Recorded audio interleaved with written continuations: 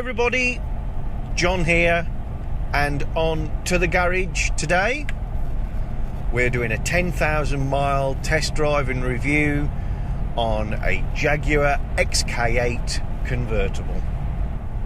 As always, I'm going to give you a completely unbiased, warts and all, real experience version of a car review.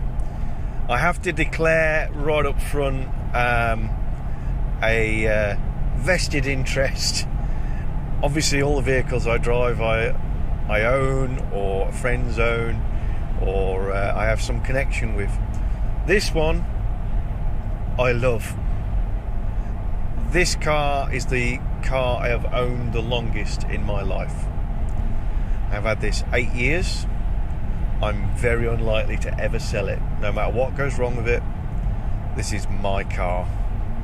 So with that in mind, I genuinely will give you the overall impression. But spoiler alert, I love this car. So, quick intro. Jaguar's XK8. This is the convertible version. It's a 1997. They started production in 1996. This is a very early version. It's a Mark 1, identifiable from the outside quite easily because of the recessed fog lights. Mark 2s had a flush fog light. This car is an evolution of the platform used for the XJS. It's a big evolution. You can trace the heritage of some of the parts back to the XJS, but you're not going to be swapping around components between the two vehicles. I've driven XJSs, love them, beautiful vehicles, but this is a different planet. It's a more comfortable car. The handling is much better. Generally, the XK8 feels a lot better screwed together, more refined. There's a lot of years of evolution gone into the vehicle, so you'd expect that anyway.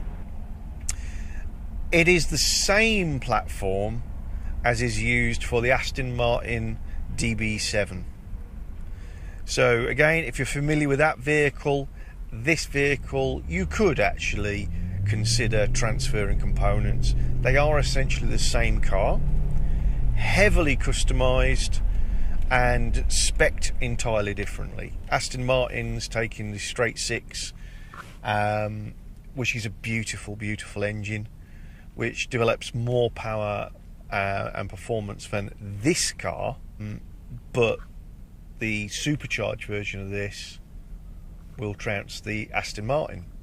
To my eye, the Aston Martin DB7 has the edge on exterior styling. I can't make my own mind up if that's just the connection I'm making with the brand and the look. They're both very beautiful cars. I think the Aston maybe just has the edge.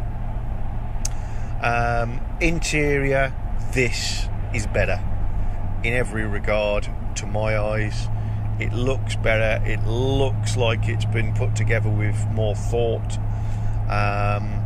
The Aston smacks a little of kit car to me. I'm sure that's going to offend a few Aston folk, but layout just doesn't feel right. Fit and finish, I'm sure it was beautiful when brand new. It's not maybe lasted quite so well, and the driving position is not good. Offset pedals, bit cramped. It just doesn't feel nice. This, it's like wearing a glove. So 8 years of ownership. I can't say it's high days and holidays as a car. At the moment I'm doing my regular commute of 320 miles each way, from Lincolnshire down to Torquay. So it does get used, but it also gets polished, goes round the odd track day, excursions down the coast for an ice cream It's my fun car, really, but it does get used. It's not a toy. 99% of the time it's got the top down. Top's up for you guys so you can hear me better.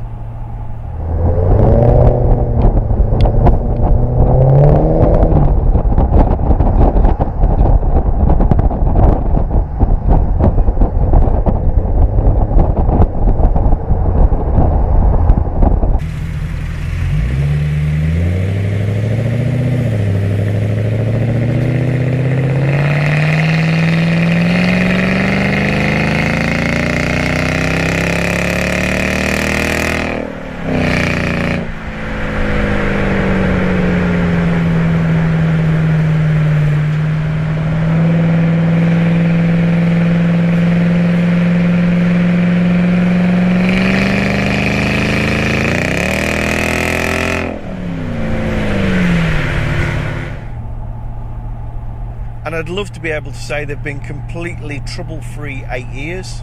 I can't. These vehicles are actually very reliable. As old Jags go, this is where it started to come good. But they do have a series of faults. Almost all of them are well-known, documented, sorts of things that you can preemptively fix and change. And occasionally my wallet has not been big enough to get me ahead of the game on those things. The car has never actually let me down, as in stranded me anywhere, but we've had a few issues along the way. So, to the spec scores. An S is for safety. This is a 21-year-old car, so safety standards are never going to be what a modern car has. It's an inherently a good car, a very strong car. It has modern features that were quite sophisticated in their day and are second nature to us all now. So there's a selection of airbags. They have pre-tensioner seat belts, ISOFIX rear seat fitting, which I think quite amusing because the rear seats are so small, but genuinely you can get a child seat in there. Fuel tank is mounted high and in the middle behind the rear bulkhead. So all good. On a negative side, it's an old car. It's convertible. It doesn't have a roll hoop. It doesn't have any modern deployable rollover structure, so it just relies on the strength in the windscreen frame if you do go over. It's a 300 horsepower rear wheel drive car that's 21 years old, so it can be a little bit of a handful in bad weather. Traction control and ABS are on it. You can turn them off. I've done that like twice. You do need them. If you explore the limits of traction, you really enjoy the drive. You can feel the back end squat and move sideways just a touch. You get a little bit further, enough to enable the traction control, and it will catch you, but it's violent. So, mixed bag, good for an old convertible car. And for that reason, we're going to give this a spec score of 5 for safety. Through the magic of YouTube, my shirt has now changed, or it's another day. This particular camera angle does make it look like I've got enormous hands. They're normal hands, just a very strange angle.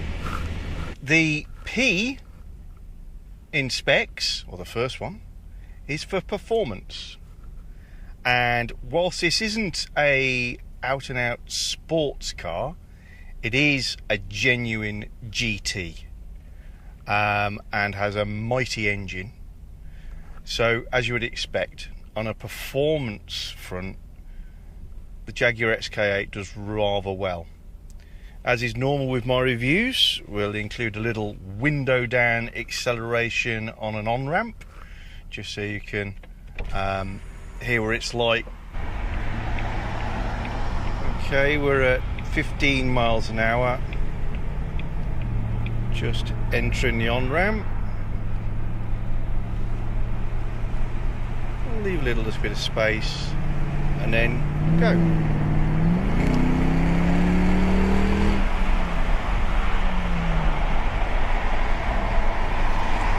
And that, believe it or not, folks, was 60. And I had to back off for the traffic.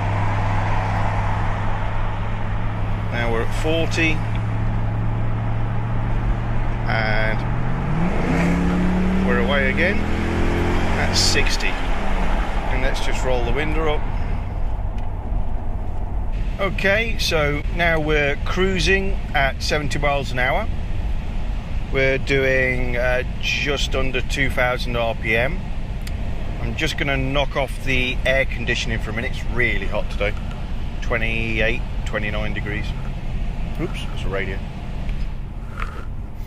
Just so you can get sense of the sort of sound levels in here. I'm wearing a lapel mic. Disclaimer, my car is not completely standard. There's a shock. Mods to this motor include the exhaust system, and the exhaust system certainly does free up some extra performance, hence declaring it now. I'll just insert a little clip now of the soundtrack from the outside of the car with a microphone on the number plate.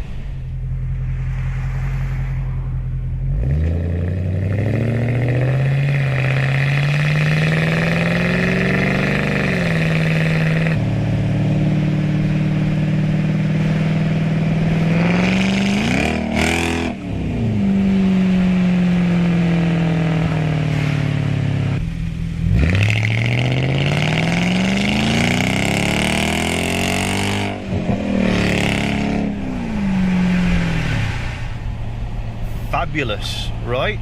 Yeah.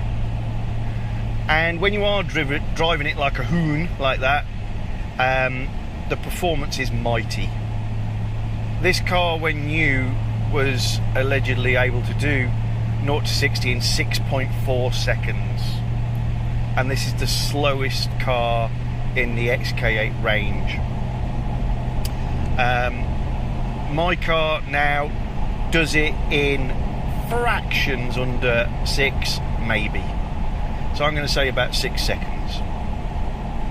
And the mods that are contributing to that include exhaust system, which is one I got supplied through Adamesh, which is a well-known online provider of Jaguar exhausts. But the actual exhaust is available at other prices from other places, and I'll put a link in the description below to some examples of where you might go look for some of the parts of my exhaust system. If you want more performance as standard, first thing you do is go to a XK-R rather than the 8. The R versions being supercharged, and the supercharger takes you down to about 5.5 seconds to 60 and stops quicker. So one of the negatives on this car as a performance motor is the brakes are completely adequate. They're fine. Like most big automatics, first time you touch the brakes you nearly throw yourself at a windscreen. Whereas you get more and more familiar with the car and maybe push a little bit further, you tend to come to the conclusion that it could have done with more brake. Braking from high speed, you do sometimes detect that they're warming up and not quite giving their all, and they don't have that bit of bite you'd just love to have. The XKRs do have that bite because they have a Brembo brake package. If you go for a later, a Mark II XK8, the ones with the flush fog lights at the front. Most, if not all, are 4.2 litre engines. It's the same engine, it's a larger capacity, but it does have a lot of upgrades and mods to the ancillaries, which we'll cover maybe in the costs area, which don't contribute an awful lot to the way that it drives, but certainly help out on some of the reliability issues. And those later models, even in non-supercharged form, are into the 5 seconds, 5.5 second 0 to 60s. Later XKRs, we're in supercar territory. So it's a fast car. It will go up to 155 even when it's 21 years old and then hits a speed limiter. They will go faster than that if you can be bothered to do anything about it, but what's the point? Handling is a dividing thing. As I said, this is not a sports car, it is a GT, a Grand Tourer. It's an incredibly capable, fast car. The grip is prodigious. This has got a brand new set of Pirelli P0s on, which is the original intent for this car, and I do recommend, if you can afford to fit them, because they're brilliant, absolutely brilliant.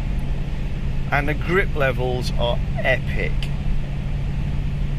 for a rear-wheel drive car, but it's got a lot of weight at the front and a lot of power. You wouldn't throw the keys to this to your best friend's brother who quite enjoys a really quick hot hatch. They will put it in a ditch. It's a car to be respected in that regard. It's not got foolproof handling, and also it's softly sprung, it's long springs, it's smoothly damped. It does roll a little in the bends by sports car standards, so can feel vague and light, which is brilliant for doing long distance as I am. If you want something that feels like you're riding on the back of a shovel and you're in contact with the grain of the road, this is not the car for you. You could mod it to be the car for you, there's lots of good stuff available, but as standard, these are really refined, smooth, floating cars that just happen to go around bends like they're on rails. The steering, very light, still feel the road well, and it certainly centres well. If the tyres start to wear, or you get your tyre pressure slightly wrong, they track really badly, and that can make driving hard and quick a little skittish. One of the other performance mods that I've applied to this is to just change the panel filter for a K&N cotton gauze filter. But I certainly don't think that the standard air induction system is bad, but you can flow more air with aftermarket kits, worth looking at, and undoubtedly if you can flow more air, ultimately you make more power, more torque, I'm not sure. Another thing that marks this out as a GT rather than a sports car, the XK8 and the XKR are not available as manuals. The gearbox is actually really good, it's very smooth. If you put it in sports mode, it holds the gears longer and has a more aggressive change, also lets the variable cam timing know to do its thing a little bit differently. And as we mentioned, it's got the J-gate. Later Jaguars have moved away from the J-gate and have got the rotary rising knob, which is sexy and works beautifully. I've had two cars with that on, but there's something quite nice about having this manual shifter on an automatic gearbox. And essentially what it enables you to do is drop it in drive and you've got a torque converter, standard 5-speed auto gearbox.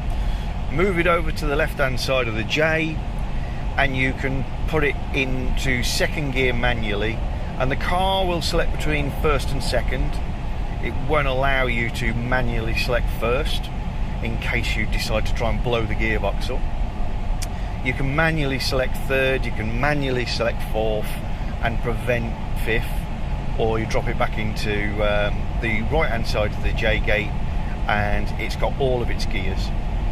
And using that you can actually hustle a thing along really well, and down the lanes it is a faster, more enjoyable experience to drive it using the J gate. And I think quite a lot of Jaguar enthusiasts actually mourn the loss of the J gate, much as we've moved on to more sophisticated gearboxes. So don't be put off. As long as you've driven an automatic before, jump into an XK8, give it a chance. Don't dismiss it because it's an auto. You can have a lot of fun with this box. So the performance score out of 10, based on the power, based on the torque, based on the acceleration, based on the sound, this car should get a 9 at least, and only not a 10 because obviously there are faster cars out there.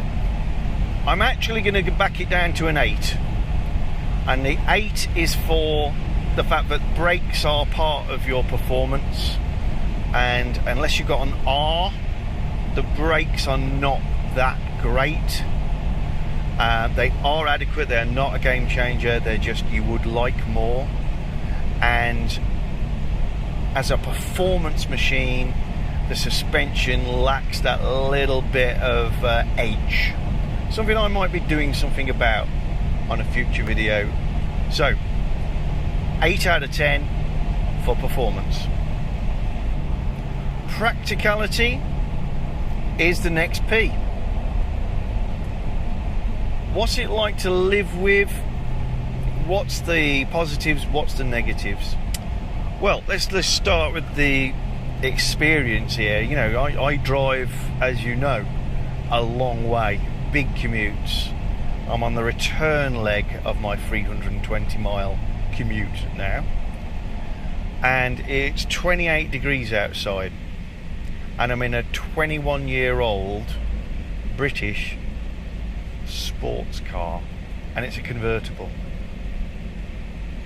and I'm fine. We're in a very comfortable place. We'll deal with it elsewhere. We're in a convertible that I believe has got one of the best soft tops you can buy. I don't mean for its era either, I mean full stop. And this soft top is completely automated. There are no latches up here for me to operate. There is nothing for me to do. I press a button, it folds up or down. It's hydraulically operated, which is cool because it means it makes almost no noise. And it seems 100% reliable so far. Touch some wood. Nothing about it flaps or moves. It's even got gutters, and the rear window's glass. So having a convertible is not really a compromise in terms of the driving experience. Is the coupe going to be slightly quieter? I'm sure it is. Can I feel that this is noisy because of the roof? No, I can't, and I can take mine off. Interior space up the front, plenty. It's not a massive cabin, but space up front for two is excellent. The glove box is a good size and is lockable. There's a cubby under the arm, places to stick stuff, tiny door pockets which sort of double up as the door handles. It's a sort of styling thing. What this car lacks, big styly, is a cup holder. I tend to jam my tin between the passenger seat and the centre console. You can get a armrest that's modified to take the cup holders, and the later models do have that, but it shouldn't matter if it kind of does, you know, real world use. My car doesn't have sat nav. That doesn't particularly bother me. I use my phone. Later models have sat nav, and you know, we've got the electric seats and all the other bits and pieces. So from an interior point of view, quite practical, quite usable, no compromises. Boot, very big by convertible sports car standards. It's got a raise and lower floor like much more modern cars, so you can tuck a lot of stuff away under there if you like. It's got a space saver, so you can run some distance on its right diameter, but it's kind of pointless trying to put a spare wheel in this car, as it runs different size wheels front and rear. You would have the wrong one. So that's pretty good, there's no real issues there. It does have rear seats. You are not going to be carrying 2 adults in the 2 rear seats. I have on occasion had an adult in the 2 back seats sideways, and it's fine as long as you're friends and you're having a laugh, and particularly fine with the roof off.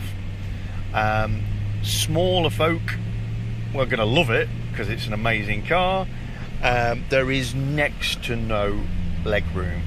The leg room in the back between the squab of the seat and the back of the chair is as wide as my fist.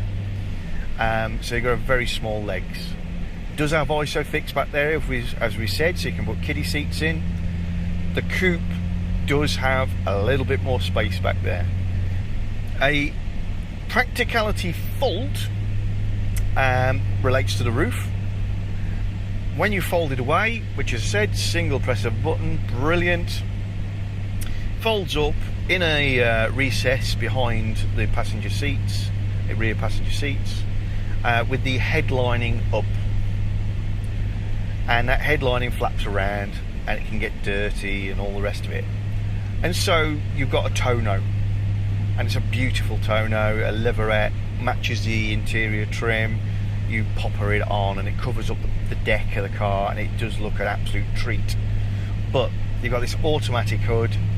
If you're going to drive any huge distances with the roof off, or you're going to leave it parked with the roof off, you're going to want to cover up that headlining. You've got to be in and out doing that, so that's a foible. I very often drive it with the roof down and uncovered. It's not an issue. You just don't want to do 7 hours in sun and a bit of rain and road dirt and all the rest of it getting on your nice headlining. What's going on?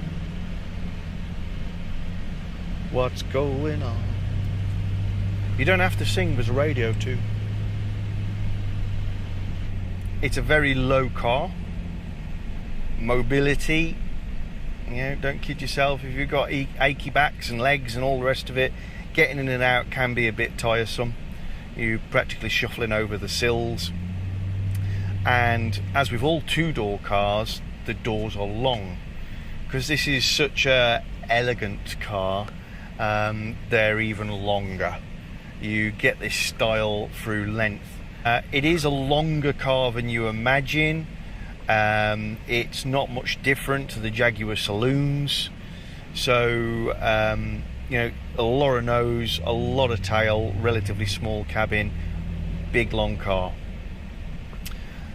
So the ultimate test of practicality for a car of its genre, good. I'm using it for not everyday driving, but I could, and I very often do big miles in it, as well as pop into the shops. It's not an unusable car, but ultimately, compared to all vehicles, it's only got 2 full-size seats, and the access and other bits and pieces means that I've got to bring my beloved XK8 down to a 4 for practicality. The E in specs is for economy. So let's hand over to my other self in the other shirt on another day, just to share with you the economy figures. Because I've reached the end of my 320 mile commute, and we're at the bottom of a big hill, which is always nice for just hearing the engine. But also when I get to the top of the hill, I'll show you the trip computer so you can see for yourself what a reasonably well sorted XK8 can do if used normally.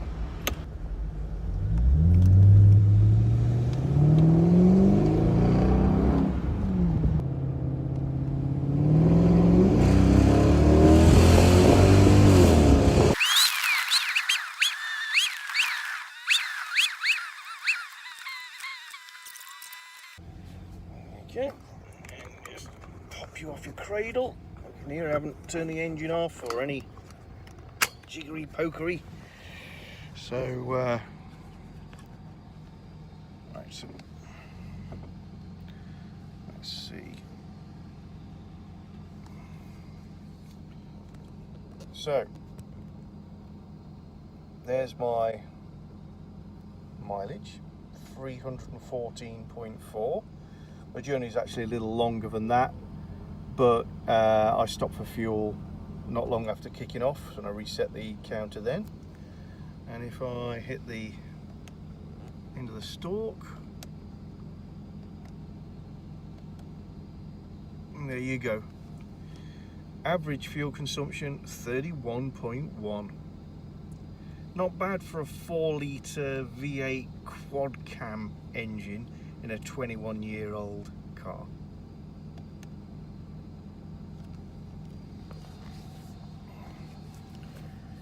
Right, time for me to do some work. See you later.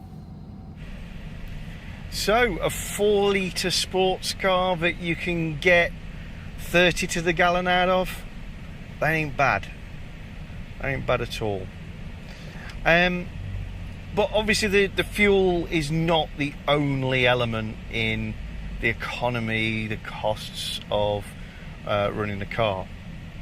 Other positives, the insurance is going to be surprisingly good.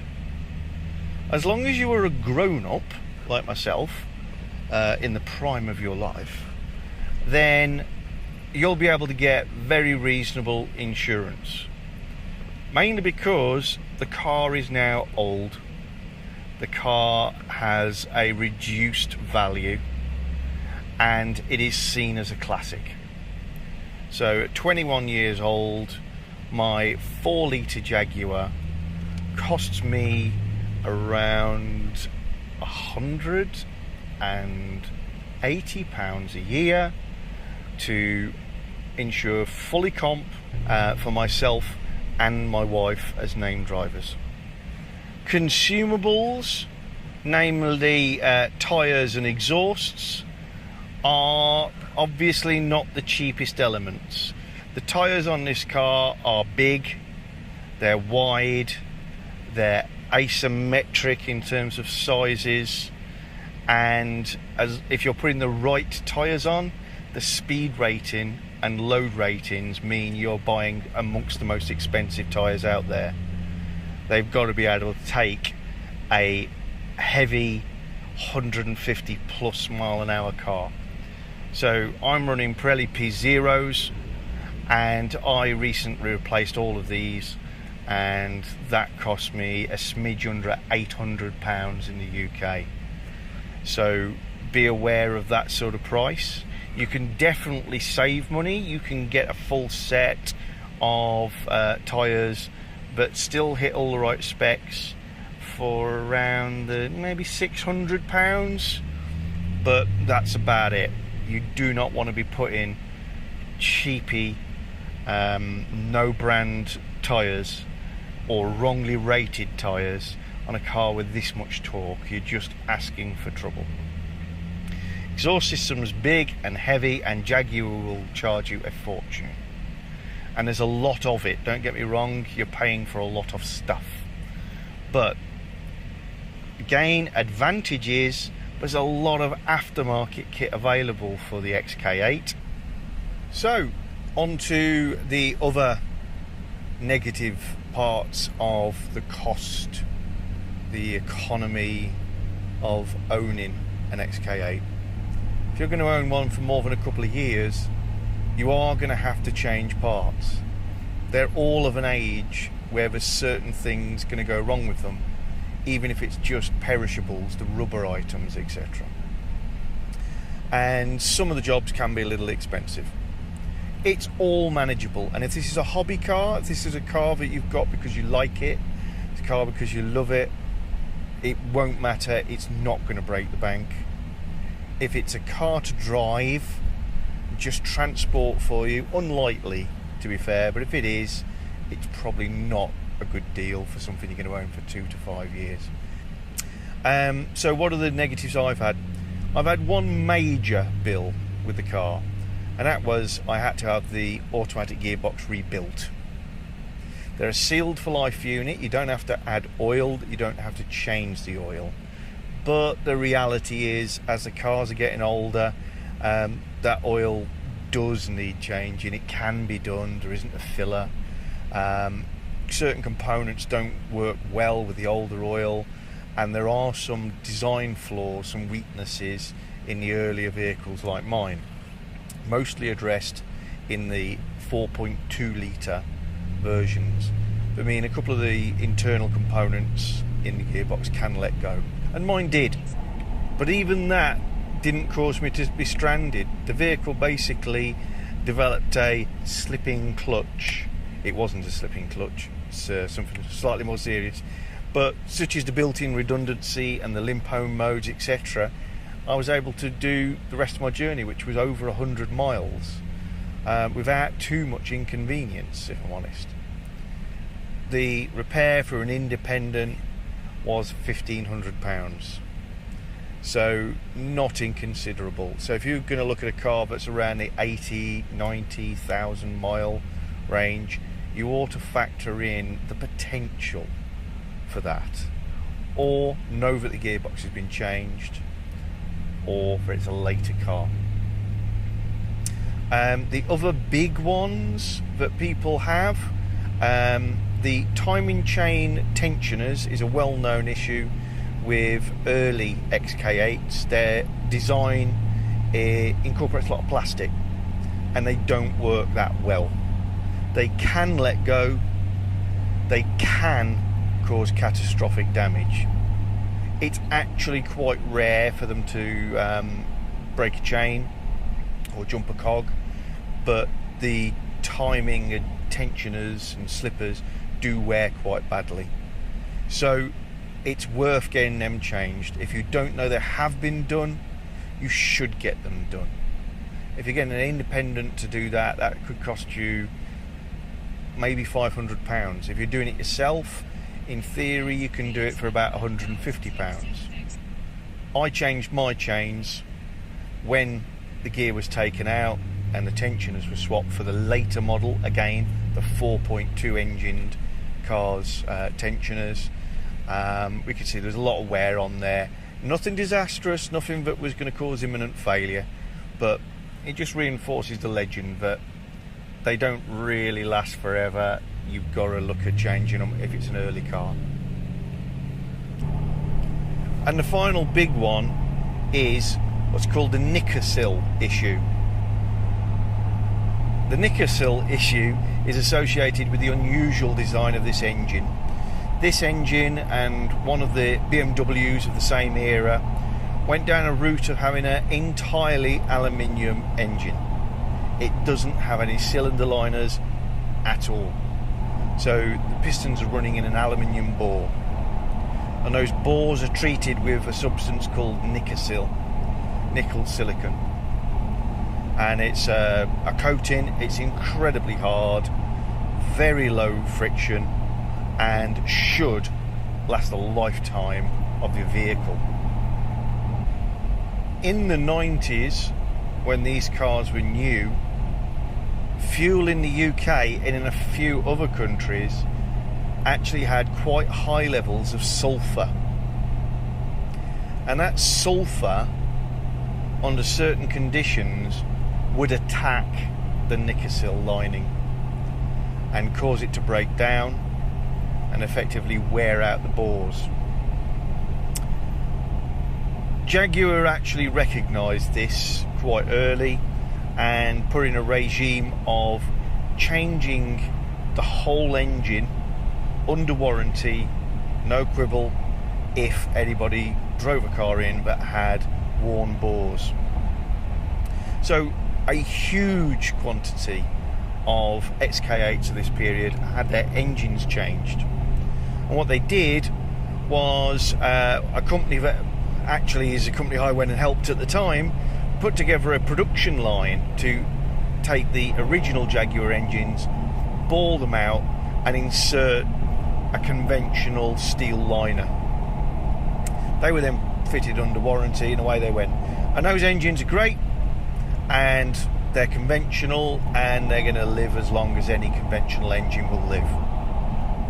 Those engines that weren't affected by Nickersill because they weren't being used for short journeys, they didn't do many miles, they didn't pick up too much crappy fuel, they went on, as has this one, to have no issues whatsoever.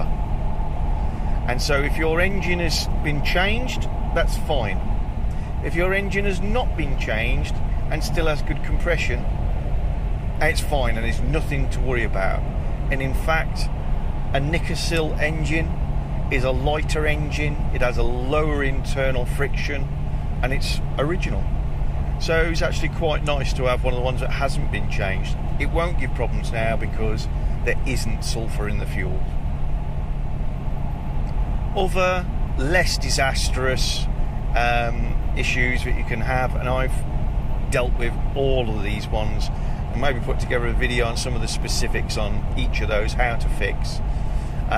Front suspension, top wishbones can actually freeze up and corrode onto their pivot points, causing the suspension to go stiff and ultimately snap a wishbone. That happened to me. Some expense there. Rear wheel bearings are not a job that you can do yourself unless you've got experience and a press. And even with experience and a press, when you see the task and the design of that rear hub, you're probably going to want somebody else to do it. So there's an expense there. That could cost you £100 a corner very easily. The water pumps do tend to go. This is a car that made early use of plastics for intake manifolds, all sorts of structural bits under the bonnet. It used a plastic water pump impeller. That does break down over time. It's worth changing even if it isn't bust. And the same with the thermostat housing tower. All plastic, time gets the better of it. It's worth changing to an all alloy unit. But lots of bits of foibles that make the car a constant drain on your pocket, but there's a good network of people who know how to fix it. There's a good network of people providing parts. Nothing on this car is unobtainable. Until recently, body panels for the rear were very hard to get and you had to probably have them made by hand. They've just started to be able to get welding panels, so even that. And from a rust point of view, the cars do suffer with blisters on the rear wheel arches. They can corrode the rear bumper mounts, which can cause the rear bumper to drop off. And the floor wells, both driver and passenger side, can rot through because of a plate that's welded to the underside for assembly that traps moisture. So you tend to get this very localized, perfectly square corrosion. But again, not that big a deal to get welded up. So for a older, relatively exotic British bruiser, the costs, they're not disastrous, but this is not a cheap car that you could use for shopping every day and expect to have no running costs. So, scores for what it is: an old British muscle car, a classic, one of the most beautiful cars on the road, my opinion. Costs are not too bad, but it's not a cheap car. I'm going to have to give my favourite car only a 4 out of 10 for economy. The C in specs is for comfort. Here's the good news: This is a Jaguar. This is going to go well. It's a sporting car, but with fabulous suspension, long travel, well damped, very sophisticated rear end. If you've got a highly spec'd version or an XKR, you may have CATS suspension, and the CATS suspension is a package of adaptive dampers which react both to how you're driving, road speed, and the road beneath you, and recognise when you want a sportier drive and firm up the damping considerably. But this is a standard car. I'm cruising along the motorway, 250 miles into my 350 mile drive home. I'm still comfortable. The seats are great. These are standard seats, they're called Classic. There was an option which was the sport seat, which is just basically a slightly different design and stitching, etc. Later cars have Recaro seats, as do XKRs, and they have a separate headrest. They are more desirable, they are probably a little more comfortable, but these are great seats. They're a fabulous place to sit. Electrically adjustable, move forwards, backwards, up, down, and the squab can be tilted up and down as well. And I have inflatable lumbar support in the backrest. Some cars will have heated seats, mine doesn't. We move on to the steering column. Got adjustable for reach and rake, and it's a really big selection of movements there, so you can get really comfortable in that regard. Again, higher spec models options, you can have electrically adjustable reach rake on your steering wheel, and that also incorporates a move away program. So when you open the driver's door, the steering wheel retracts and goes up, which is really nice because it is a low car, and everything that you can have to ease you out is a good thing.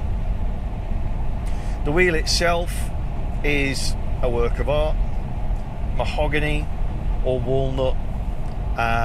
Mine's a mahogany rim, leather clad, and a hand stitched leather airbag with a Jaguar embossed middle. It's all very luxurious. The centre console is hand stitched and is in genuine leather. The dashboard is not real leather, but a really high quality grained finish, matches the door cappings. We've got climate control, which is very effective. Even on my 20-year-old car, it does lose a little bit of gas now and again, but we can top that up, show you that another day. And we've got a in-car entertainment system which is high quality for the day. I've got a tape player and an FM AM radio. In the boot there is a Jaguar Alpine CD player. This is an Alpine head unit as well, but branded Jaguar. It is not a standard DIN fitting stereo, so if you pull it out, the back is DIN but the fascia isn't, and if you want to replace that unit with something more sophisticated, you need to buy a new fascia for your dash, but you can get that, and again that's something I intend to share with you on a later video. It's beautifully carpeted, as you'd expect from a Jaguar. The headlining is really nice. Do notice a little bit of sagging and wrinkling on the windscreen pillars. Again, a common issue and quite easily resolved. The middle armrest is genuinely in the perfect spot. It is a nice place to rest your arm and has a decent storage compartment inside it. The cigarette lighter cum 12 volt outlet is inside the ashtray, which again ages this car somewhat between the armrest and the gear stick. So that's not as convenient, all my wires coming out in the middle there. This is a car that my wife enjoys big journeys in. You know, we've had some very luxurious cars, and she's finding this sports car to do epic journeys, very comfortable, very lovely place. So it's not just a case of, because it's a nice driver's car, you put up with it. It is genuinely a beautiful thing to sit in. The dashboard, for me, is a work of art. What we got is real walnut veneer. It's actually veneer wrapped in the main onto aluminium pressings, which is quite unusual. You can get all sorts of different woods and effects for the XKR and the XK8, and it's something you can swap out at a later date if you don't like the look of it. And the design is one of the XK8's little secrets, and I've got a big list of these to share with you another day, but I'll share this one now. It's modelled on a Spitfire wing, and the reasoning behind that is this car was built in the Castlebrom factory, and Castlebrom Jaguar used to be Spitfire production line, and the island just outside the factory is known as Spitfire Island and has a beautiful monument to the Spitfire.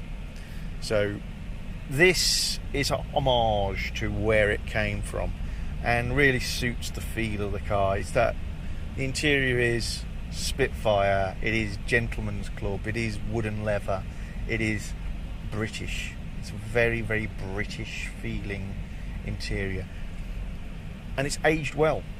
It's aged very well.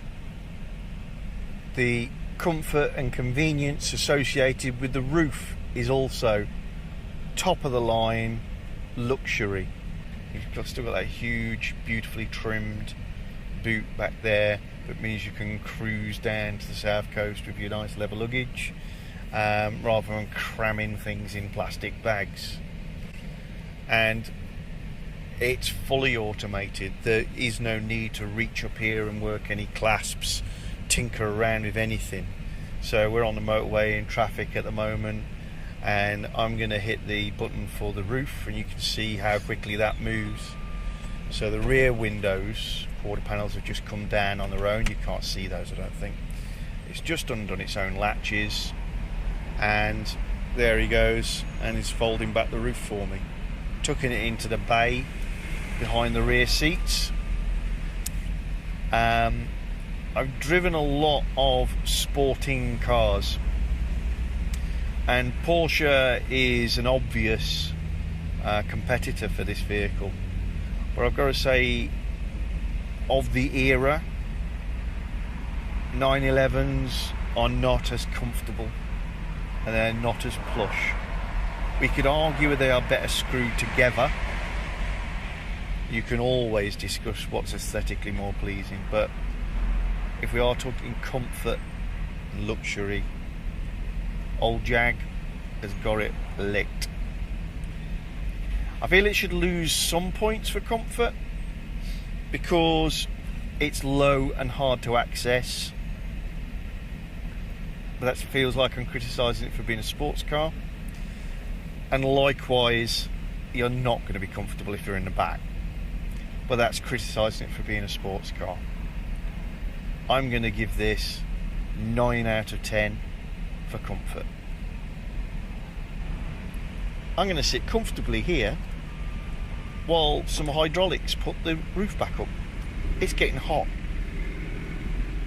Don't want the top of my head to burn, a bit bald.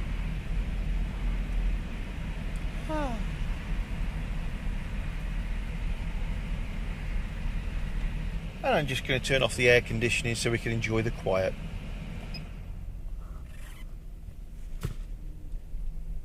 And that's how quiet my 4 litre V8 is, without the air conditioning, rumbling along on the motorway very slowly.